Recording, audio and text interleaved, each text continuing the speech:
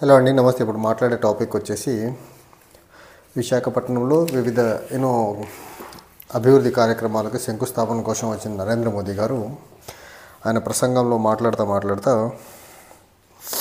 మొదట కొంచెం తెలుగులో మాట్లాడారు, తెలుగు ప్రజలను ఇంప్రెస్ చేసేదానికి.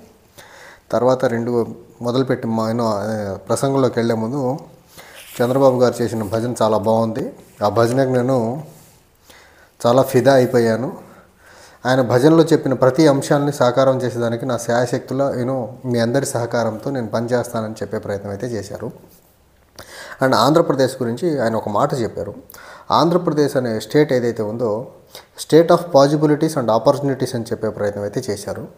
నాకేమర్థమైందంటే అందులో ఆంధ్రప్రదేశ్ యాజ్ ఎ స్టేట్ కూడా state of possibilities and opportunities, but ఆ కూటమి పార్టీలు మూడు ఏవైతే ఉన్నాయో టీడీపీ, బీజేపీ అండ్ జనసేన, ఆ మూడు పార్టీలు కూడా మోస్ట్ అవకాశవాద రాజకీయాలు, మోస్ట్ స్వార్థపూరితమైన రాజకీయాలు చేసే పార్టీలు. కాబట్టి ఆ ముగ్గురిని ఉద్దేశించి, ఇంక్లూడింగ్ బీజేపీని ఉద్దేశించుకొని మోదీ గారు ఆ వ్యాఖ్య చేశారేమో అని అనిపించింది. ఎందుకు ఈ మాట అంటున్నానంటే 2014లో కూటమి మూడు పార్టీలు కలిసి పోటీ చేసినాయి, 2019లో విడిపోయినాయి.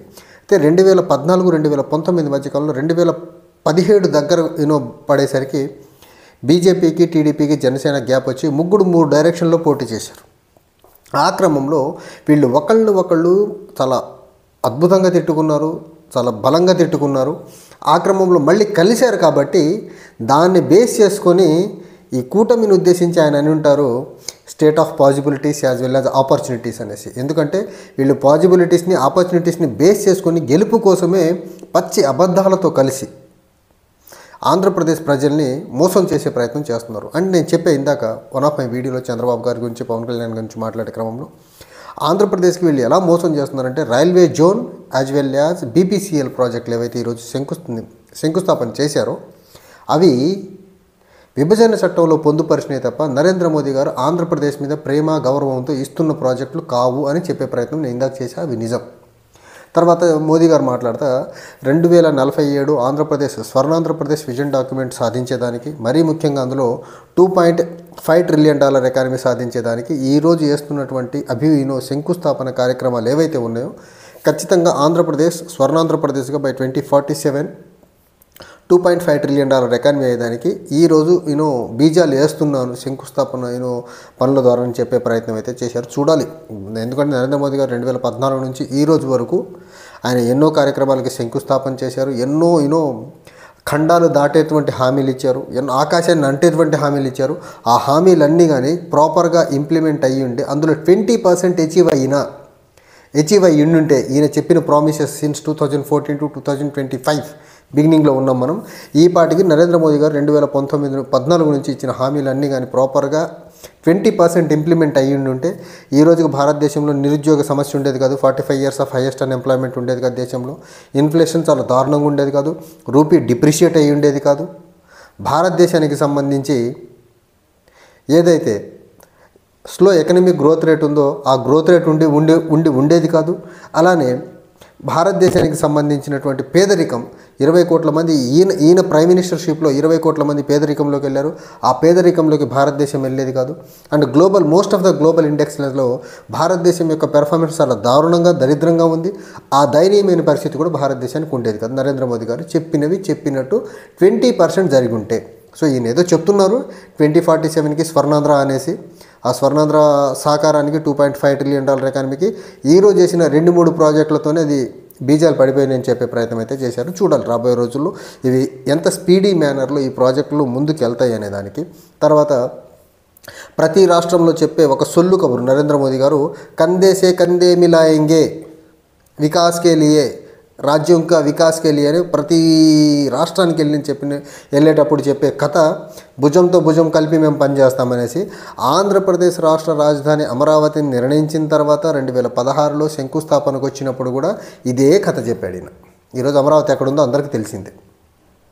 ఓకే, ప్రతి రాష్ట్రంకి వెళ్ళినప్పుడు ఇదే మాట చెప్తాడు ఆయన, భుజంతో భుజం కలిపి కేంద్రం రాష్ట్రంతో కలిసి పనిచేస్తానేసి. కానీ ఏ రాష్ట్రంతో కూడా ఈయనకు సఖ్యత ఉండదు. ఈయనకు సఖ్యత ఉండేదల్లా 4-5 కార్పొరేట్స్ కోసం పనిచేస్తాడు తప్ప రాష్ట్రాల అభివృద్ధి ఈయనకు పట్టనే పట్టదు. ప్రజల అభివృద్ధి అంతకంటే పట్టదు ఈయనకి. ఈయనకు కావాల్సింది మిత్రుల అభివృద్ధి. మిత్రుల అభివృద్ధి అయిన తర్వాత వాళ్ళ దగ్గర నుంచి కొద్దిపాటి డబ్బు తీసుకొని మళ్ళీ ఎలక్షన్ ప్రాపర్గా చేసుకొని మళ్ళీ గెలవాలా, పీఆర్ బ్యాగ్ మేనేజ్ చేయాలా, వాట్సాప్ యూనివర్సిటీని సక్సెస్ఫుల్గా రన్ చేయాలనే ఉద్దేశం తప్ప నరేంద్ర మోదీ గారికి దేశం మీద ప్రేమ లేనే లేదు. ఆయనకుందల్లా ఆయన పదవి కాపాడుకోవాలనే ఒక ఆతృత, ఆరాటం. దానికోసం ఆయన ఎంతకన్నా దిగజారి ఏదన్నా చేస్తారు, ఏదైనా మాట్లాడతారు. దాన్ని నమ్మబలికించేదానికి ఒక వాట్సాప్ యూనివర్సిటీ, గోధీ మీడియాని చాలా అద్భుతంగా అడ్డంగా వాడుకుంటున్నారు తప్ప ఆయనకు దేశం మీద ఇంత విషమంతా కూడా గౌరవం కానీ ప్రేమ కానీ లేదు.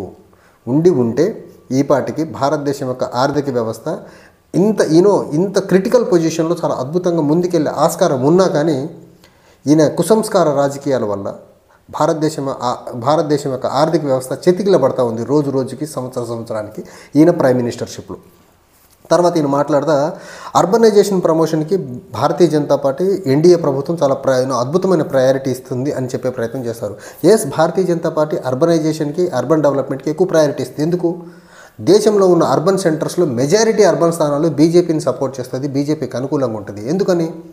అక్కడ ఉండేవాళ్ళు మెజారిటీ అగ్రవర్ణాలు ఉంటారు, ట్రేడర్స్ ఉంటారు. వాళ్ళందరికీ బీజేపీ భావజాలం ఆల్రెడీ ఎక్కేసింది. కాబట్టి భారతదేశంలో సాధ్యమైనంత వరకు అర్బనైజేషన్ పెంచి పోషించాలా, అర్బనైజేషన్ని పెంపొందించాలనే ప్రయత్నం నరేంద్ర మోదీ గారు, బీజేపీ అండ్ ఆర్ఎస్ఎస్ ఎక్కువ చేస్తుంది. బికాస్ అర్బన్ సెంటర్స్ అంటే అది ఇంకా బీజేపీ పాకెట్లో ఉన్న సీట్ లాంటిది. ఆ సీట్లన్నీ బీజేపీకి అనుకూలంగా ఉంటాయి. కాబట్టి ఖచ్చితంగా అర్బనైజేషన్కి బీజేపీ ఎక్కువ ప్రయారిటీ ఇస్తారు. కానీ అర్బనైజేషన్ వల్ల దేశం అభివృద్ధి కోసం కాదు, అర్బనైజేషన్లో అర్బన్ ప్రాంతాల్లో ఉండే ఓట్లు బీజేపీకి అనుకూలంగా ఉంటాయి. కాబట్టి వీళ్ళు అర్బనైజేషన్కి కొంచెం ప్రయారిటీ ఇచ్చే ప్రయత్నం చేశారు. తర్వాత ఈయన మాట్లాడుతూ చాలా long dream south Coast railway zone ఏదైతే విశాఖపట్నంలో ఎస్టాబ్లిష్ చేయబోతున్నారో దాని గురించి చాలా లాంగ్ డ్రీమ్ అని చెప్పే ప్రయత్నం చేశారు. అదేదో ఈయన ఇస్తుంది కాదు, నేను ఇందాక చెప్పినట్టు అది విభజన చట్టంలో ఆంధ్రప్రదేశ్ విడిపోతున్న క్రమంలో విభజన చట్టంలో పొందుపరిచిన అంశం along with BBCL project. So ఈయన ఇప్పటి వరకు చెప్పిన వాటిలో మెజారిటీ, అది క్యాపిటల్ సిటీ అవ్వనివ్వండి, రైల్వే జోన్ అవ్వనివ్వండి, లేకపోతే బీపీసీఎల్ అవ్వనివ్వండి, పోలవరం ప్రాజెక్ట్ అవ్వనివ్వండి, ఇవన్నీ ఏంటి అంటే విశాఖపట్నం చెన్నై రైనో ఇండస్ట్రియల్ కారిడార్కి ఆంధ్రప్రదేశ్కి ఇచ్చే ప్రయారిటీ అవనివ్వండి, ఇవన్నీ విభజన చట్టంలో ఆంధ్రప్రదేశ్ విడిపోతున్న క్రమంలో ఎకనామికల్గా ఫైనాన్షియల్ డెఫిసిట్ స్టేట్గా ఏర్పడుతుంది. ఈ ఫైనాన్షియల్ డెఫిసిట్ని కోపప్ చేసి రాష్ట్రం వేరే డెవలప్డ్ స్టేట్స్తో ఈక్వల్గా డెవలప్మెంటల్ ఆస్పెక్ట్లో ముందుకు వెళ్ళాలంటే ఈ రకమైన అన్ని helping hand government of India ఇవ్వాలనేసి విభజన చట్టంలో పొందుపరిచిన అంశాల గురించి ఈయన మాట్లాడుతున్నాడు తప్ప ఈయన కొత్తగా ఆంధ్రప్రదేశ్ రాష్ట్రానికి ఊడబడిచింది ఏదీ లేదు. ఇవి కూడా మళ్ళీ 10 సంవత్సరాలు లేటుగా ఇస్తున్నాడు ఈయన ప్రైమ్ మినిస్టర్షిప్లో ఉండి. అండ్ ఇందులో చాలా ప్రధానమైనది ఈయన విశాఖపట్నం వచ్చి ఆంధ్రప్రదేశ్ అభివృద్ధికి చేయూతనిస్తానంటారు, భుజం కలిపి నడుపుతానంటాడు. కానీ అక్కడే ఉన్నటువంటి విశాఖ రైల్వే జోన్ని నేను ప్రైవేట్ పరం చెయ్యననే మాట దుర్మార్గుడు నోట్లో నుంచి రాలేదంటే అర్థం చేసుకోండి, నరేంద్ర మోదీ గారు గుంటనక్క వేశాలు. విశాఖపట్నం వచ్చి విశాఖ రైల్వే జోన్ ప్రైవేట్ పరం చెయ్యను అనే మాట చెప్పలేదంటే ఈయన దుర్బుద్ధిని అర్థం చేసుకోవాలి మనం. ఈయన అభివృద్ధి అనే పలికే చిలక పలుకుల్లో ఉన్న మర్మాన్ని అర్థం చేసుకోవాలా. ఈయనకు పబ్లిక్ సెక్టర్ అండర్టేకింగ్ అవ్వనివ్వండి, లేకపోతే ఉన్నటువంటి పిహెచ్ని కాపాడాలనే ఉద్దేశం లేదనే దానికి ఇంతకంటే ఎగ్జాంపుల్ ఇంకేమైనా ఉందా? ఈరోజు ఆ కూటమి పార్టీలకు సంబంధించినటువంటి 3 పార్టీల వాళ్ళు దుర్మార్గంగా విశాఖ స్టీల్ ప్లాంట్కు వెన్నుపోటు పొడిచారు తప్ప విశాఖ స్టీల్ ప్లాంట్కి సంబంధించి వాళ్ళ యాస్పిరేషన్కి సంబంధించి లేకపోతే రాష్ట్రం యొక్క ప్రైడ్ని కాపాడే ప్రయత్నం 3 పార్టీల్లో ఒక్క పార్టీ కూడా చేసేదానికి ప్రయత్నించలేదు. వీళ్ళు రాష్ట్రానికి అభివృద్ధి చేస్తారంట, స్వర్ణాంధ్రం చేస్తారంట, ఒకళ్ళ భుజం కలిపి నడుపుతారంట. చూడండి ఎంత సొల్లు కబుర్లు చెప్తున్నారు. విశాఖ స్టీల్ ప్లాంట్ని ప్రైవేట్ పరం చేయమని ఒక్క మాట 3 నోట్లలో ఒక్కరి నోటి నుంచి రాలేదంటే వీళ్ళ దుర్బుద్ధిని ఎంత క్లియర్గా అర్థం చేసుకోవచ్చు. ఇప్పుడు అవుతున్న డెవలప్మెంట్స్ కూడా విభజన చట్టంలో పొందుపరిచినవి తప్ప ఈయన కొత్తగా రాష్ట్రానికి ఇచ్చింది ఏదీ లేదు. Thank you.